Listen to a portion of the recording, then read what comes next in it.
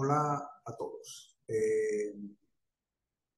Gracias a la invitación de Secodevi y la gente de la Universidad Bolivariana Venezolana. Estoy en reconocimiento con ellos. Este, para mí es un placer pues intentar dejar aquí una, un aporte de lo que significa el virus de inmunodeficiencia humana, su estructura y evolución de esta partícula viral que, lejos de haber dejado de ser una pandemia, aún tenemos cosas que decir sobre él. Y un poco esto es para resumir lo que un poco en las últimas décadas hemos logrado construir acerca de esta partícula viral que afecta, pues como vamos a ver en un momento, una extensa población global.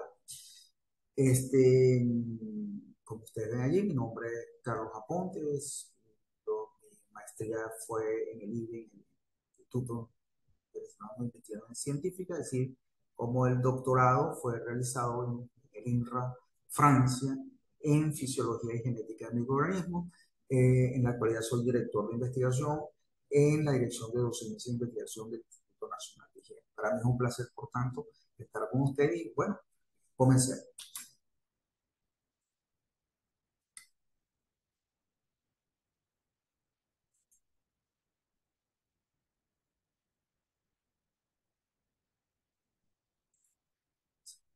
Aquí observamos un mapa.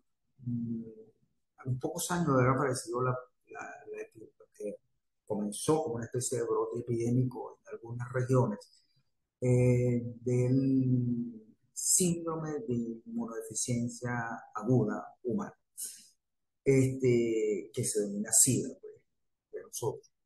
Este, Estos eran los primeros casos. Estamos hablando del año 83 en ese mapa de Estados Unidos, que yo lo utilizo con frecuencia un reflejo de cómo evolucionaba la infección en aquel momento, ¿no?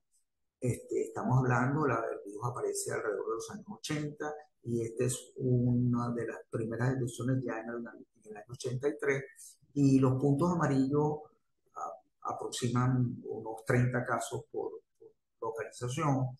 Fíjense, son los pequeños puntos amarillos que estamos observando en el mapa.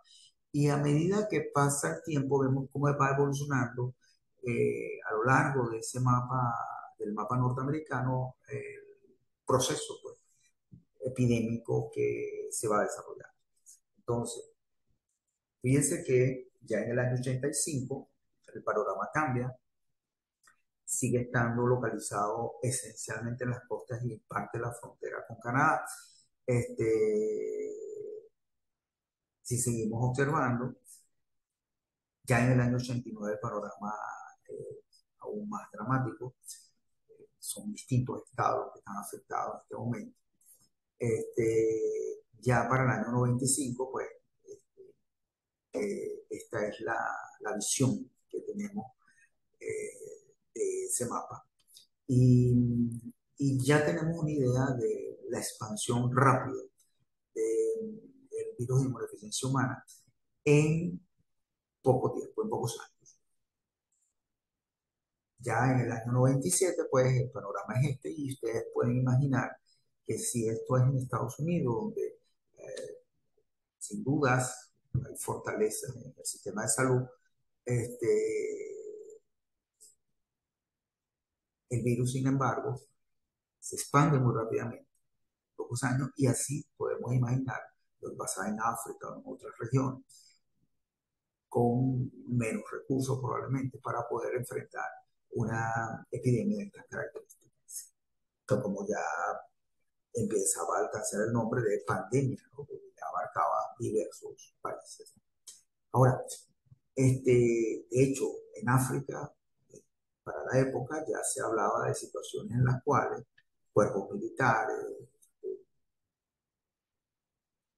gobernantes, presidentes, este, gente que presentaba se llama? Participaban en los servicios públicos y de seguridad de Estado, pues estaban infectados, lo que hacía que muchos países estuviesen realmente, ponían en jaque, pues justamente su seguridad nacional, dado que pues dependían de la administración de eventuales medicamentos que todavía para la época no estaban apenas en estudio, el caso de la ZT. Y, insisto, esos países quedaban pues un poco a merced de todo lo que es el mercado transnacional de medicamentos, en ese caso, para resolver sus problemas de salud. Eh, este panorama, insisto, se dramatizó a lo largo de muchos años hasta la llegada de lo que se denominaría la, la terapia antirretroviral altamente eficiente, ¿no? Que vamos a pasar por allí en algún momento. Este es un panorama aún más reciente y fíjense que a pesar de contar pues, con más de 30 drogas con capacidad de, de detener, o mejor dicho, de disminuir la carga viral en los pacientes y llevarlos incluso a una especie de estado de cronicidad. Fíjense que de todas maneras, eh, dice allí, 4 de 10 áreas metropolitanas en Estados Unidos tienen una altísima rata de nuevas infecciones, estamos hablando de 100.000, eh, perdón, de nuevas infecciones por 100.000 habitantes. Y particularmente resalta en el caso de Florida. Esto ya para el año 1918 era el caso. La lucha continúa, de hecho, fíjese las palabras de Mario Stevenson, decía Miami es el epicentro de HIV/AIDS en Estados Unidos, ¿no? Entonces aquí vemos que el panorama, aquí estamos viendo los percentiles de prevalencia, los puntos negros son de 80 a 99, y los azules más oscuros son 60 a 79, o sea, fíjense, vean el panorama. Y estamos pues que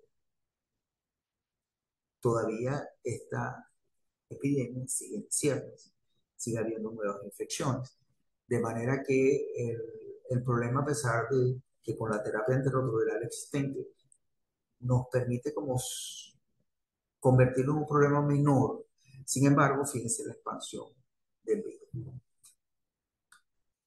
Este era el panorama después de los años 80, estamos hablando a principios del 2000, un poco esto era el panorama que veíamos, fíjese, la globalidad de la infección, tanto en América del Norte, en el Caribe, en América Latina, en Asia, el Pacífico, Asia Meridional, Australia, o sea, la expansión era realmente dramática y sigue siendo de alguna manera, insisto, todavía el problema continúa.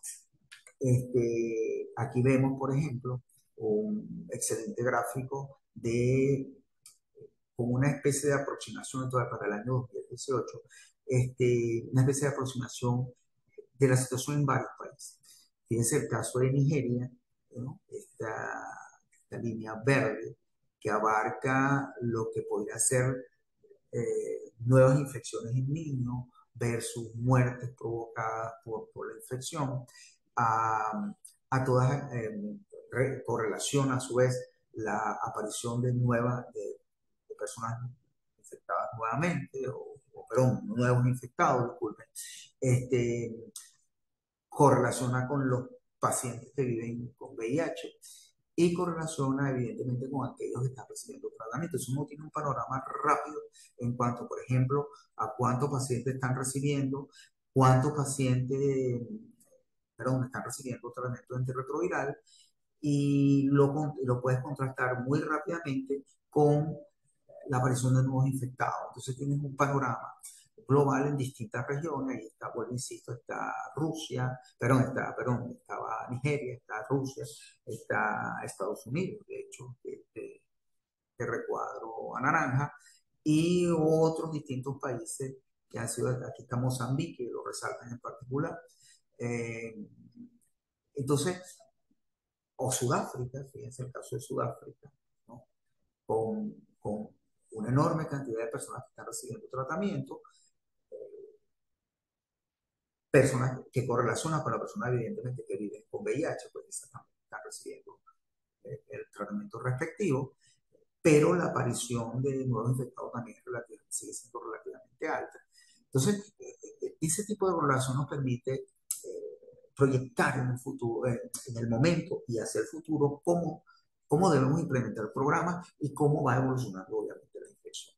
En la parte de arriba, fíjense, uno de los grupos evidentemente más afectados es el grupo de los niños, ¿no? Y esa es buena parte de la preocupación de muchas agencias internacionales con respecto a la evolución del VIH. Aquí tiene el caso de Sami Al-Jub, que es del Grupo de Control de VIH, dice, Nigeria contribuye con la más grande proporción de niños que nacen con VIH en el mundo y considera que esto es realmente inaceptable y obviamente ahí comienza una serie de programas que intentan ejecutarse para disminuir esta altísima tasa de niños nuevamente infectados por VIH. Por ejemplo, eso contrasta, como estábamos diciendo, con el caso de Sudáfrica. Fíjense que ha disminuido de manera importante el número de niños que nacen con VIH y tiene una proporción importante de personas que están recibiendo tratamiento, lo que juega un papel importante en ese control de niños que nacen con el virus de inmunodeficiencia humana. Aquí, por eso veíamos en el gráfico, fíjense, Sudáfrica, que lo tuvo de manera importante ya en el año 2000, la proporción era realmente dramática, ha logrado disminuir de manera importante, pues ya se el 2018 ha bajado suficientemente la proporción de esos niños afectados. Nigeria todavía mantiene una curva relativamente alta y por eso la preocupación de la agencia. Seguimos.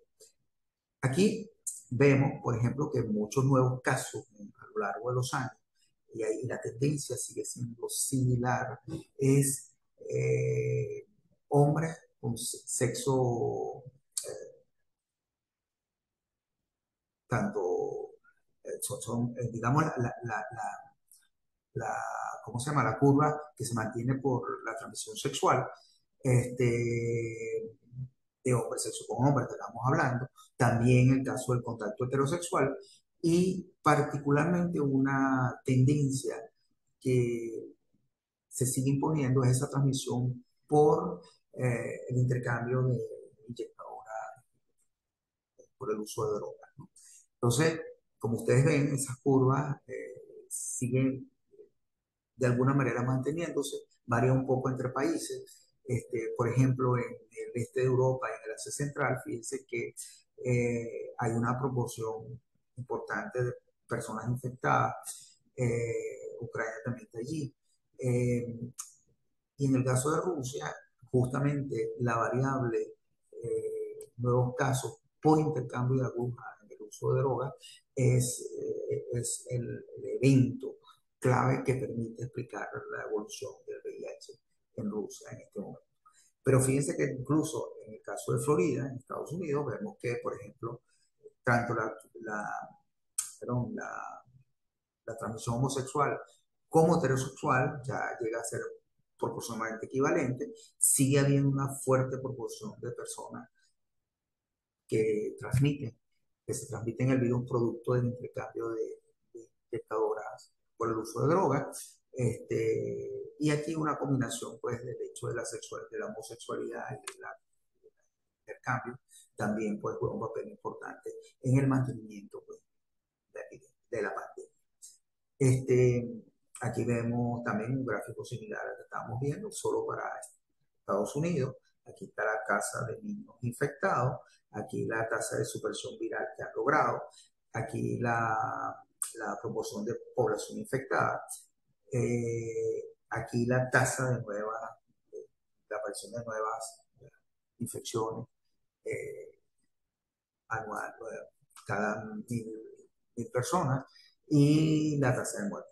Fíjense que Y eso lo podemos ver y podemos comparar el base ahí que nos pasó con Georgia o con Nueva York. Este tipo de gráfico, como ya les decía, nos permite tener una idea de cómo evolucionan, cómo se correlacionan y evolucionan las distintas variables combinadas en la infección por VIH. Otro elemento que es importante, probablemente otros también lo han hablado, es justamente esos modos de transmisión que hemos estado inaugurando con algunos gráficos. Aquí lo tenemos ya con datos porcentuales. Eh, el- la sexualidad por intercambio sexual vaginal, o el anal o el sexual en general, abarca el 70-80%, en el caso del vaginal el 60-70%, y el caso del anal es del 5 al 10%. A pesar de todo, eh, la, veíamos pues que la proporción es importante, y tanto en la población homosexual como en la población heterosexual. En la transmisión perinatal, estamos hablando del 5 a 10% de casos. En útero y en intraparto se manejan 2,5 a 5%, y en posparto se manejan 2,5, también al 5%.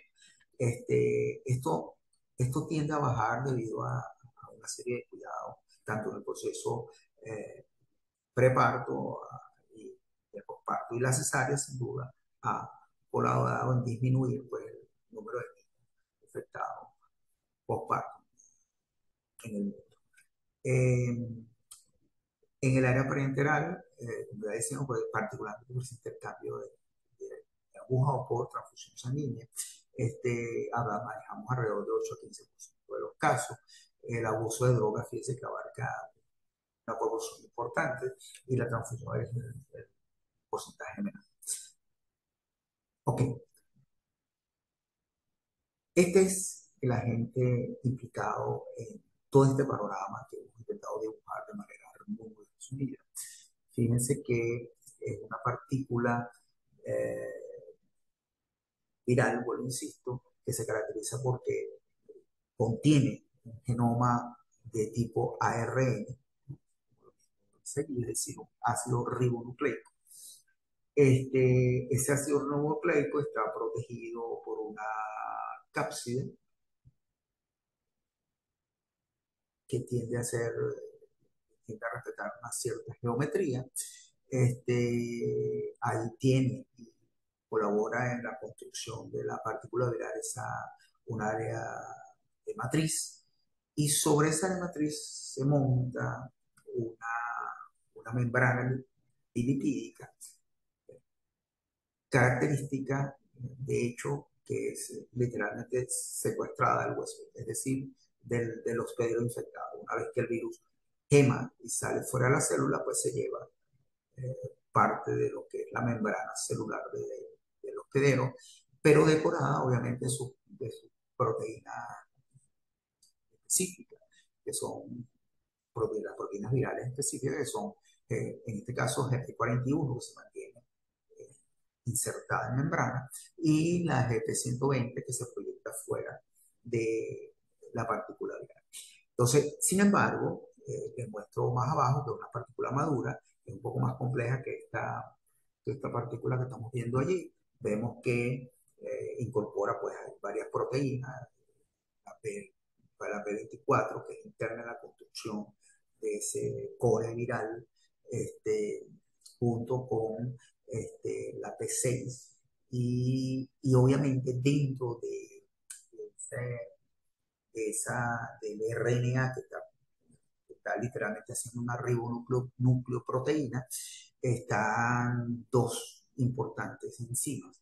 Es la retrotranscriptasa reversa, de la cual hablaremos dentro de un rato, y la integrasa, fundamentales para la actividad replicativa del virus.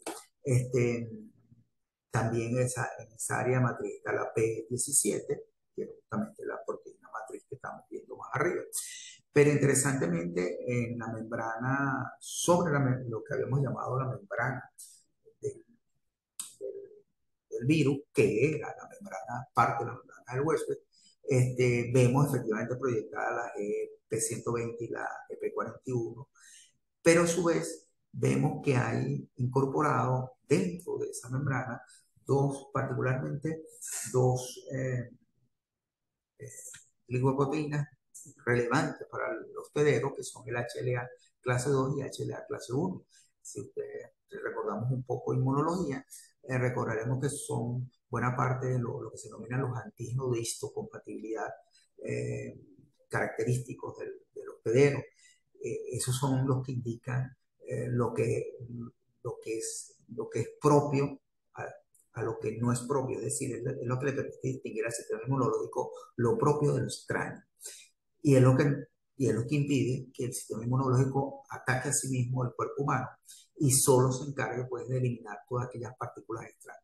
De manera que un virus que se decora incluso de estos elementos HLA clase 2 está literalmente mimetizándose con el hospedero, de manera que puede pasar muy fácilmente desapercibido por los sistemas inmunológicos respectivos.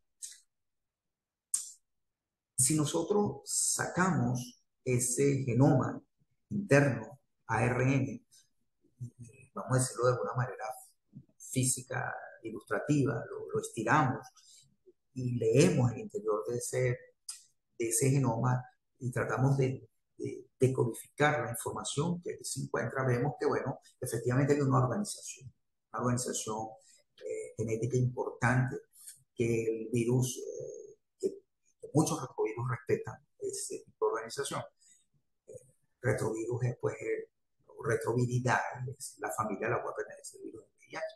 Y fíjense que tiene una organización bien particular, tiene unas secuencias extremas llamadas LTR, o sea, llamadas Long Terminal Repeat, es decir, repeticiones terminales largas de secuencias de nucleótidos, que se encuentran en lo que se denomina la extensión 5' 3' del genoma.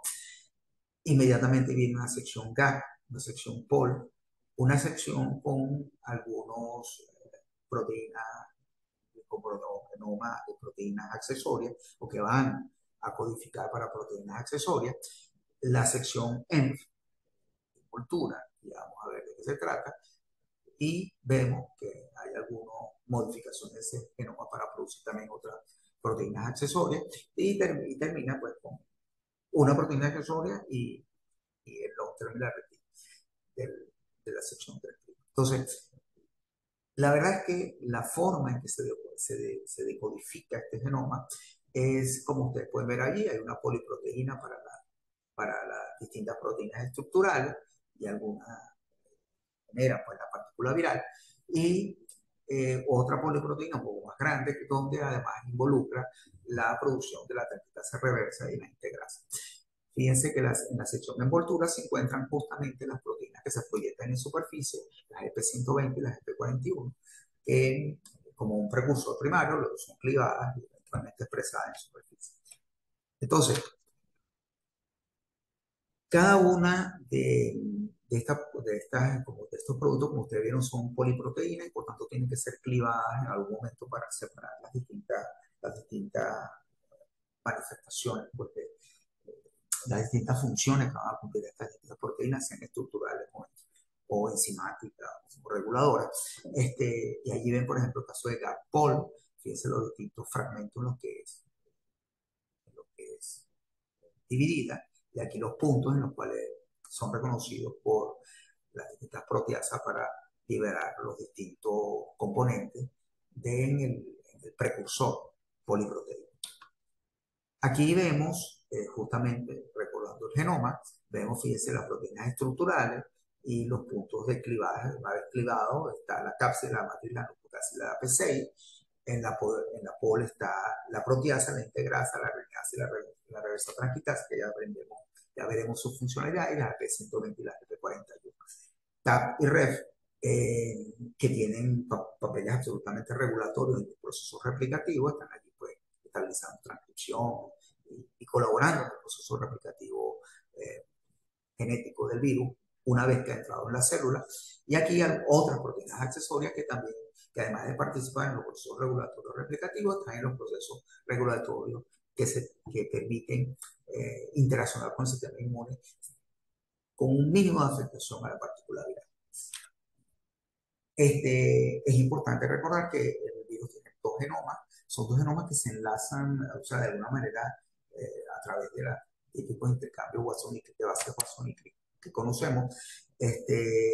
Posteriormente, uno de esos genomas es el que es activo y tiene la capacidad de realmente ser activo en el interior de la célula y participar en el proceso replicativo.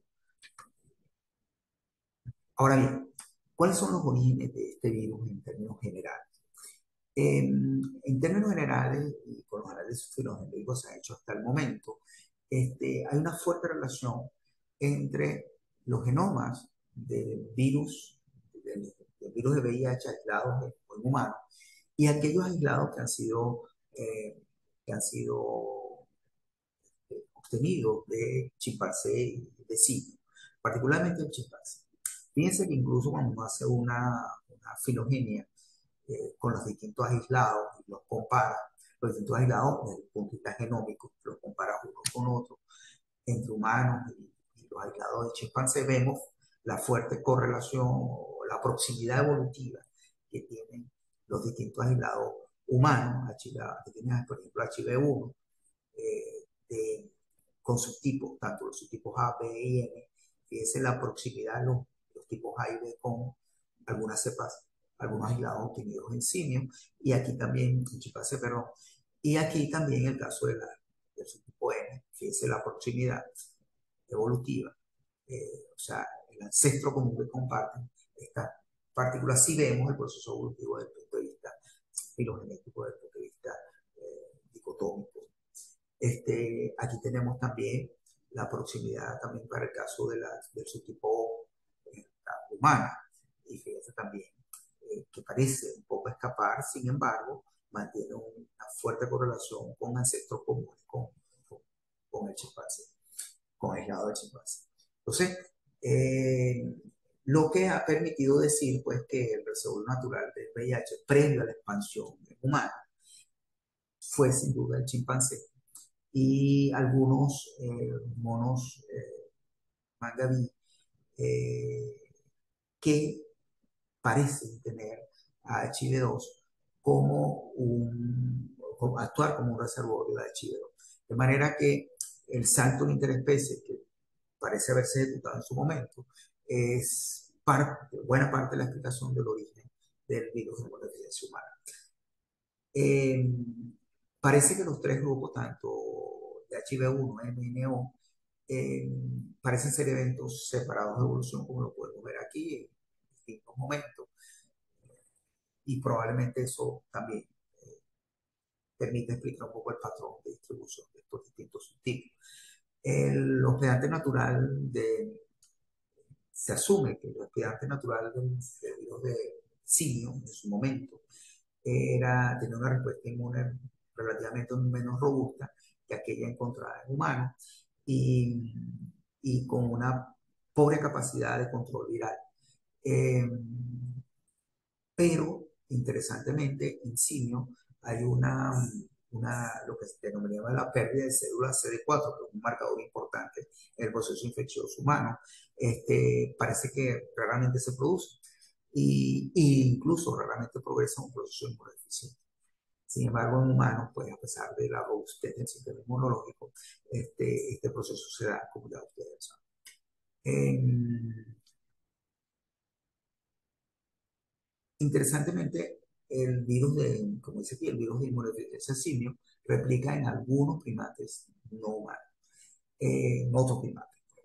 Eh, Sin duda, esa posibilidad permite pues tener un panorama no solamente del proceso evolutivo infeccioso, sino de la posibilidad incluso de manejar la infección en un futuro de manera un poco más eficiente. Ok.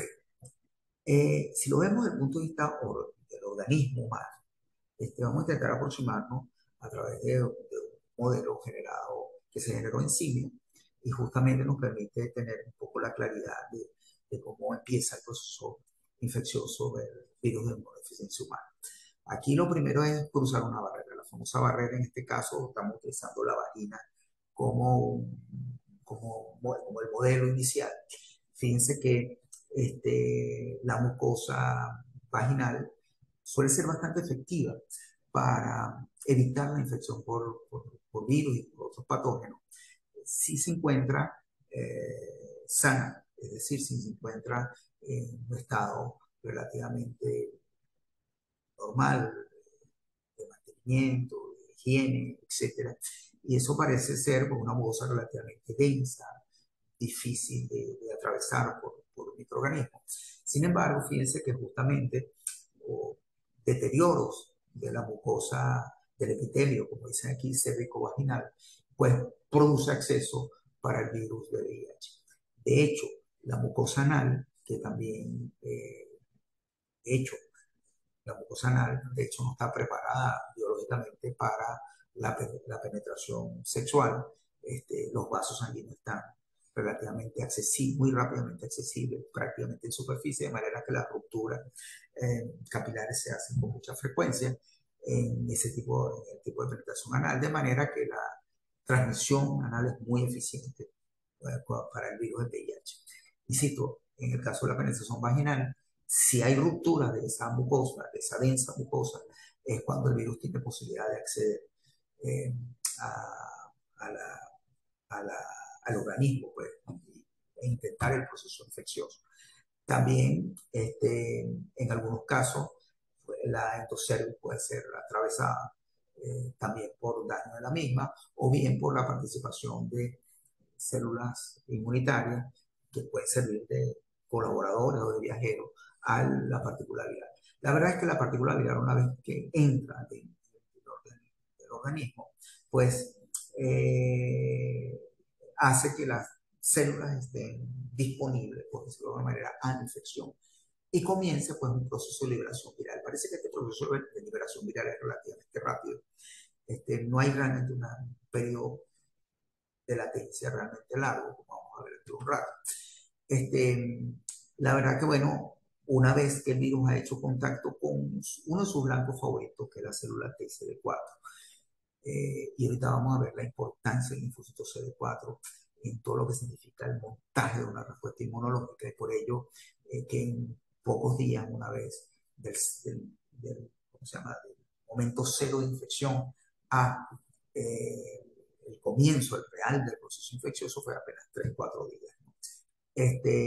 Fíjense que para infectar el virus requiere de un colaborador, un correceptor, ya vamos a ver que la cosa es un poquito más compleja. Y obviamente el receptor CD4 permite pues, la entrada del virus al interior de la célula y comienza el proceso. Vamos a tener casi, por decirlo así, dos tipos celulares, particularmente las células CD4 infectadas, pero que además están activadas, es decir, que están participando en el proceso de activación inmunológica, pero a su vez se convierten en liberadoras, como ustedes pueden ver aquí, de partículas virales. A su vez, están las células infectadas, ¿cómo se llama? Dirá, latentes, que quedan infectadas en un proceso intelectual de activación, pues comienzan a liberar partículas virales. Aquí vemos que días y semanas después, que comienza todo ese proceso infeccioso, particularmente, insisto, de la célula CD4, disculpen un momento, buena parte de esa guerra inmunológica se da pues en los nodos linfáticos. De hecho, los nodos linfáticos se inflaman y normalmente la visita al médico permite con el tacto detectar esa inflamación en distintos puntos del cuerpo donde los daños son particularmente detectables, ¿no? Pero entonces, fíjense, allí comienza pues realmente la guerra entre el sistema inmunológico y la infección viral. Es el terreno de juego, donde el virus normalmente las circunstancias conocidas, pues termina venciendo en esa guerra, pues, y termina infectando un número enorme de células que participan en la liberación de nuevas partículas. E interesantemente, como pueden ver en la imagen aquí arriba, justo de la imagen, este es justamente un ganglio linfático sin infectar. Y una vez que el virus ha infectado una célula y ha tomado posesión realmente del ganglio, ha ganado la guerra, el ganglio linfático queda totalmente eh, destruir, ¿no? Eso te da una idea del impacto pues, que tiene la infección de VIH cuando se deja avanzar sin tratamiento. Este, de 1 a 2 meses, perdón, semanas después de la proliferación local, básicamente en cambios linfáticos, comienza pues a aumentar los niveles de virus en plasma y una cosa interesante que comienza a pasar es que hay una pérdida de células de memoria. Esas células que ya le habíamos dicho que muchas veces que quedan latentes o restos, algunas de ellas sin duda son de carácter de memoria, pero al estar infectadas pues rápidamente también comienzan a perderse, de manera que que el paciente queda totalmente disminuido inmunológicamente, tanto por la participación de células activas en el proceso inmunológico, como aquellas de memoria que permitirían activarse una vez que el virus es detectado de nuevo y deberían tener respuestas mucho más eficientes. De manera que estas dos cosas en combinación hacen pues, del paciente inmunodeprimido, del paciente inmunodeficiente por el virus de inmunodeficiencia humana, pues un ser particularmente susceptible a un sinnúmero de infecciones y de oportunistas microbiológicos relevantes. Caso, por ejemplo, Candida albicans. Entonces, semanas, meses o años después, dependiendo del tipo de paciente, hay aparición obviamente de anticuerpos potencial neutralizante, se intenta un control parcial de la infección, también hay células citotóxicas actuando, tratando de controlar la infección. De hecho, se observa de alguna manera hay liberación de citoquinas para regular, un buen insisto, y activar el sistema inmunológico. Pero como ya les dije, esta participación de todos estos personajes pues dependerá del tipo de paciente que vayamos a ver, como vamos a ver más adelante. Perdón, aquí tenemos un poco lo que estábamos diciendo. Aquí tenemos linfocitos TCD4 positivo, esa célula blanco esencial del virus de inmunodeficiencia humana. Y fíjense que los linfocitos CD4, en su naturaleza normal, pues participan en la activación de macrófagos, en la secreción de factores de crecimiento y de diferenciación de células linfoides, en secreción de factores estimulantes, colonias hematopoyéticas, en inducción de células B para su transformación en plasmocitos y producción de anticuerpos, en la inducción de células T supresoras, que permite pues, regular la amplificación de la respuesta inmunológica en un momento particular y sin duda una cosa importante, sobre todo en infecciones virales, la inducción de células de citotoxinas. Como ustedes ven, el ensamblaje de una respuesta inmunológica normal pues depende particularmente del linfocito CD4 helper, como le llaman, o colaborador. Ahora, estos linfocitos, al ser atacados por el virus de VIH y además al disminuir su población producto del ataque, desensambla pues todo el montaje de una respuesta inmunológica adecuada, lo que, lo que explica el proceso de inmunodeficiencia de un paciente infectado. Aquí me voy a llevar unos minutos para que ustedes puedan entender las dos cosas que pasan en casi cualquier infección viral, pero bueno, tratando de imaginar un poco lo que sucede en VIH. Fíjense que yo pongo una línea roja aquí para diferenciar lo que pasa de forma intracelular, es decir, cuando el virus entra en la célula e infecta la célula, y lo que pasa de forma extracelular una vez que el virus escapa de la célula como partícula madura con capacidad de infectar otras células nuevas. Entonces, el evento infeccioso se divide, como ustedes ven, vamos a llamar, en 4 etapas. Pero particularmente la etapa A y C la podemos combinar con una única etapa B.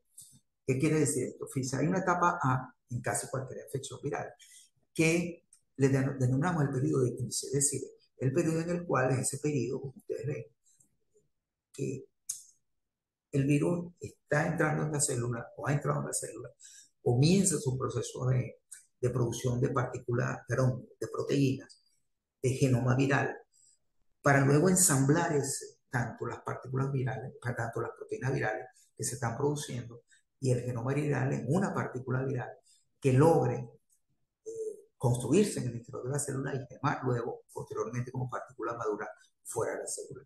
Ese evento, como ustedes ven, no es un proceso de replicación o de reproducción clásico, como uno veía en bacterias. La bacteria se divide en dos, completa, no, sino que aquí hay una construcción de la partícula. O sea, la partícula se construye y ese proceso de construcción requiere un tiempo.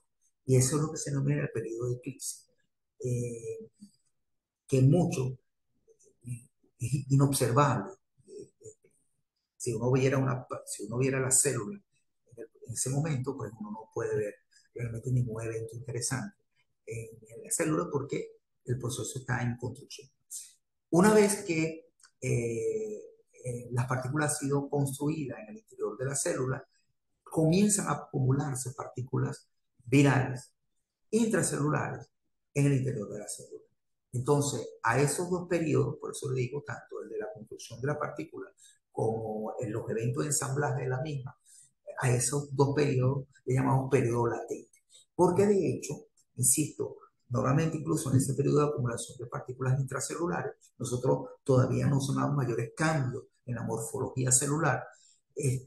O sea, no observamos lo que denominamos los virólogos el efecto citopático, es decir, el efecto que produce lesiones en las células, deformaciones celulares, que incluso son observables al microscopio de luz, ¿no? Esos eventos de deformación celular. Todavía aquí es difícil su observación, a no ser que utilicemos métodos indirectos. Sin embargo, pasado un cierto tiempo, dependiendo, insisto, de la partícula viral del que estamos hablando, comienza pues la aparición de partículas virales extracelulares, o sea, partículas son liberadas de la célula. Y entonces, a esa productividad, por decirlo de alguna manera, de partículas virales fuera de la célula que empiezan a circular en sangre, y por tanto, cuando hacemos un análisis de sangre,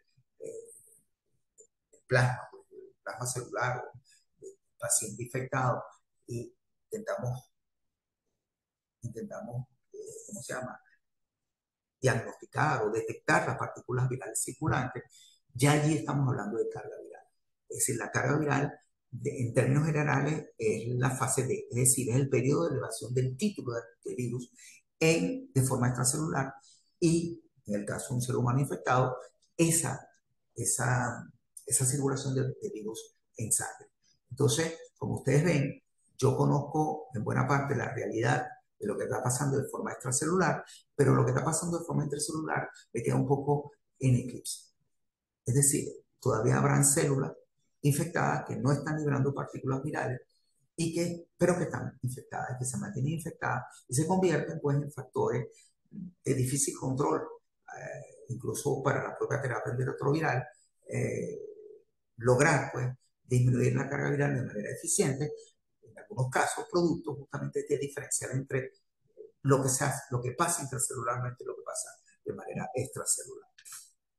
Entonces aquí tenemos un panorama general de todo un poco de lo que hemos intentado ver. Aquí están las nuevas partículas que geman fuera de la célula. Fíjense aquí el panorama de las células gemando fuera y madurando.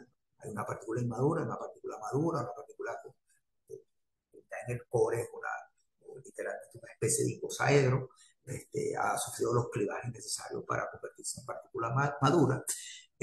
Aquí vemos una micrografía justamente de una partícula madura que ya ha salido fuera de la célula y que tiene capacidad efectiva. También podríamos utilizar esta como aquella célula que entra en contacto con la célula, con una célula nueva. Aquí está el contacto y eso lo vamos a ver dentro de un momento cuando el virus enlaza a la superficie celular para infectar una célula nueva. Aquí está el proceso de construcción del que le hablaba, todo este proceso de construcción que significa ingresar a la célula, liberar el RNA viral, ese RNA viral participar en la producción de las distintas proteínas virales que necesita para construcción, como lo vimos en las primeras láminas. Quiero decir, lo que tuvieron las cantidades de proteínas que construyen la partícula. También se requiere la necesidad de que el genoma también se multiplique para insertarse en las distintas partículas y liberar partículas completas. Es decir, esta partícula es una partícula que tiene todas las proteínas que necesita el virus y a su vez el genoma o el genoma bicatenario que tiene el virus en el interior de la célula. Aquí tienes, por ejemplo, cómo se va construyendo el core viral, que es el que va a estar en el interior de la célula, y cómo se ensambla en la partícula completa con los distintas proteínas de matriz, la P24, etcétera, y cómo es literalmente esperada esa partícula en la superficie interna de la por parte de las EP120 y las EP41 para ser luego liberada hacia el exterior por un proceso de quemación. Este, Aquí resaltamos a la, a la TAC polimerasa, que vamos a ver qué características tiene. Hablemos del attachment, fíjense, de la capacidad que tiene el virus de enlazar a la célula para infectar la célula, en este caso la célula CD4, que la hemos utilizado como modelo. Esta es la membrana típica de una célula típica corporal, puede ser, insisto, la de puede ser la de una célula CD4. Entonces, ¿y qué es lo que sucede? Que llega la partícula viral, y una vez que la partícula viral llega, pues establece el enlace. Entonces, como ustedes ven, las EP41, las EP120 son las partículas, son las proteínas virales de superficie que entran en contacto con con una especie de receptor de la célula CD4. Como ustedes ven, ambas proteínas encajan de manera perfecta. Pero aquí resaltan la participación de un correceptor, es decir, el CCR5.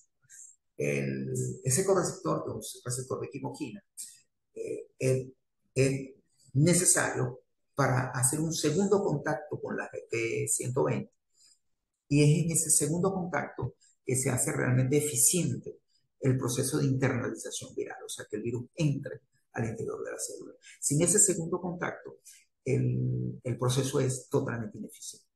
Entonces, como podemos ver, aquí vemos,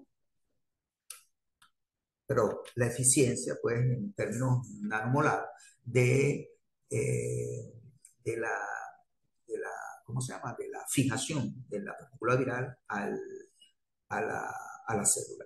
De hecho, ¿cómo se llama?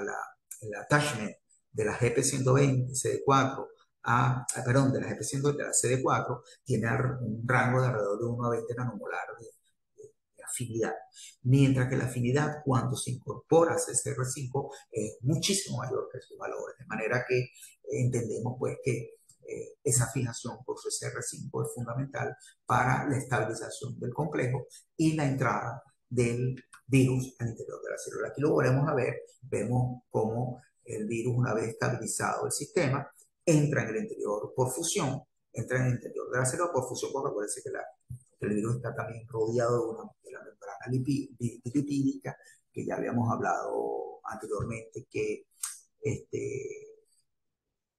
literalmente secuestra una gema fuera de la célula. Entonces, todo esto sucede en el espacio extracelular, como parte del espacio extracelular hasta que el virus entra en el interior de la célula. Ahora fíjense, esta separata es del año 96, pero es interesante. Fíjense, eh, se detectó una cierta resistencia a la infección por VIH-1 entre prostitutas seronegativas persistentemente en un lugar de Kenia, Nairobi. Esto llamó poderosamente la atención de los investigadores, producto a que, interesantemente, una de las características de este grupo de prostitutas era que tenían mutado justamente la sección CCR5. Es decir, este contacto parecía que se daba de manera bastante ineficiente. De manera que esta prostituta, a pesar de estar constantemente expuesta a personas VIH positivas durante su actividad, este,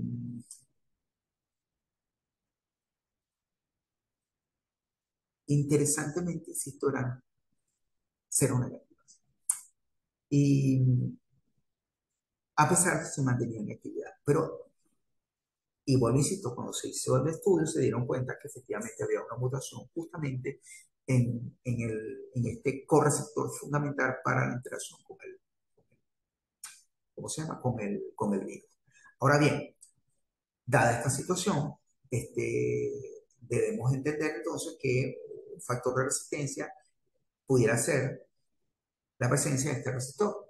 Sin embargo, lo que se observó además en este grupo de prostitutas era que cuando, vamos a llamarlo de alguna manera, tomaban vacaciones, es decir, se alejaban de su, de su periodo de labores en el área respectiva de que estamos hablando, y se retiraban por unos meses, una semana, ¿no? Un periodo, pues, sin actividad, sin actividad de prostitución, y por tanto disminuyendo de manera importante su exposición a personas VIH positivas, estas personas, una vez que regresaban a las labores, quedaban de nuevo,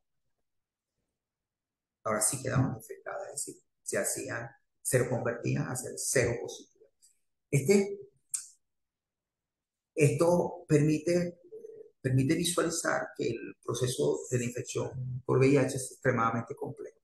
No es solamente la participación de un receptor y etcétera, que ciertamente juega un papel importante, pero pareciera ser que otros factores también están implicados. Y de hecho, en este caso, parece que otros correceptores de quimoquina también pudieran colaborar en la internalización viral. Una vez la presión selectiva comienza a seleccionar variantes que utilizan otros correceptores eh, para la penetración en células. Aquí vemos un poco el panorama clásico, más o menos, quizás algunos ya ustedes conocen. Fíjense que todo comienza con un aumento de partículas, de las partículas, perdón, disculpen, un primer evento es el aumento de la carga viral producto de la infección inicial aguda, y posteriormente, fíjense que comienza una caída importante una vez que la actividad citotóxica por parte del sistema inmunológico del huésped se pone en actividad, además de la actividad de anticuerpos neutralizantes que también juega un papel en este caso. Este, Fíjense que a pesar de esta aparente disminución de partículas virales, las células CD4 siguen cayendo de manera progresiva a lo largo del tiempo en un paciente no tratado con antirretroviral. Este, Esto permite visualizar pues la evolución de, de, la, de la infección viral de manera bastante dramática. Y fíjense una cosa importante. Por un lado, está esa relación de moléculas de RNA versus el porcentaje de pacientes que han progresado a SIDA. Fíjense que a medida que la carga viral aumenta, si lo traducimos en moléculas de RNA de VIH, a medida que aumentan esas partículas en sangre, es decir, aumenta la carga viral, pues el deterioro del paciente evidentemente aumenta. Insisto, esto en pacientes no tratados con terapia antirretroviral. Aquí también vemos una relación entre células CD4 y la progresión. Fíjense que cuando la célula CD4 por microlitro disminuye de manera dramática, también progresa de manera importante el deterioro del paciente. Por eso es tan importante los valores de carga viral, los valores de CD4, también esa inversión CD4-CD8, que nos permite tener una idea de cómo va progresando el paciente. Una cosa interesante es que esta caída aparente del virus de VIH en algún momento o de la carga viral, no siempre, no nos debemos dejar engañar pues, por la caída, porque sucede que durante esta especie de plató que se forma producto de la caída de partículas circulares, en particular están sucediendo mutaciones, recombinaciones de importancia en el genoma viral. Y lo interesante, como vamos a ver más adelante, es que justamente en ese plató, en esa fase de plató de la infección, eh, que luego vemos que va a haber un burst, ¿no? Una explosión de, de virus, porque si el paciente no es tratado, el virus vuelve a tener un importante estallido de carga viral y obviamente ahí es donde aparece el síndrome, tal síndrome de inmunodeficiencia. Entonces, pero lo interesante que quería decir en este caso del plató es que efectivamente lo que hay allí es esto. Es decir, lo que vamos a ver es que hay una población de virus salvaje, si se quiere, prevalente, que fue, vamos a decirlo, el virus inicial que infectó al paciente y que está circulando en el paciente durante ese proceso de infección primaria y la infección en fase plató. Sin embargo, fíjense que hay unos piquitos. Cada uno de esos picos es una población viral distinta, es decir, una población viral variante. Variante porque variante, producto de todas esas mutaciones y recombinaciones que se están dando en las partículas, en las poblaciones virales que circulan en el paciente. De manera que el paciente es una suma, no solamente la partícula viral originaria que lo infectó, sino que a su vez se producen lo que se llaman cuasi especies, es decir, variantes del virus que también están circulando en menor proporción, pero que están presentes. Es decir, esa diversidad de poblaciones, aun cuando están en menor proporción que la partícula original, cuando sufre presión selectiva, es decir, cuando sufre la, la aparición por ejemplo, de la administración de una droga antirretroviral, yo voy a meter dentro del paciente un sistema de presión selectiva inevitable, ¿no? Entonces las poblaciones se van a ver afectadas distintamente por el ingreso de esa actividad antirretroviral. Y justamente los fenómenos de rebote que vemos, es decir, de personas que están sufriendo tratamiento y luego aparece pues una cepa resistente, la cepa resistente ya se encuentra pues en esas poblaciones de cuasi especies que están circulando en el paciente, que una vez que se genera la presión selectiva, ella se hace mayoritaria, se hace favorable en ese ambiente, en ese nuevo ambiente, y comienza a ocupar los nichos ecológicos que le ha dejado abierto, pues, la disminución de la carga viral de la, de la ¿cómo se llama? De la cepa salvaje. De manera que aparecen ahora una nueva variante resistente y que hace que pues, tengamos que implementar nuevos códigos de terapia para el paciente.